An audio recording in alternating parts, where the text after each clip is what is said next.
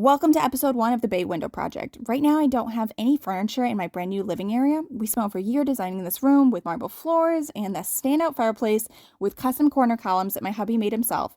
But if I'm being honest, over the last year, this room has become a catch-all for furniture that doesn't fit in the rest of my home.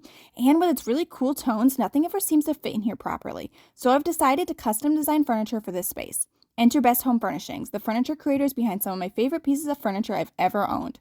So first I went on their site and I picked out every fabric that looked like a cool tone. To play it safe, I tried to stick with colors already in that room, like the grays and charcoals that I pulled from the flooring. Then my friends at Best Home sent me over 15 fabric samples so I could see the fabrics in person and choose the 3 that I wanted to use in that space. Ultimately, I decided on a plush gray corduroy, a charcoal boucle, and a bold black and white checkered print. Deciding on a layout for this room was also really difficult as it's not only oblong in shape, but it serves as the main entry point into my home and walkway into both my dining and kitchen area. After touring around with a few layout options, I decided on this. I would put a Trefan couch in the bay window area. This style of couch is both low profile and short in width, so it's perfect for sitting in front of the window and still letting in sufficient lighting.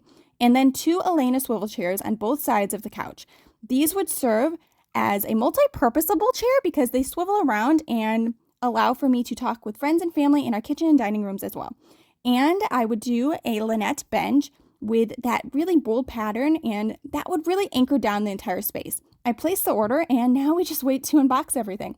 Make sure you follow along for part 2.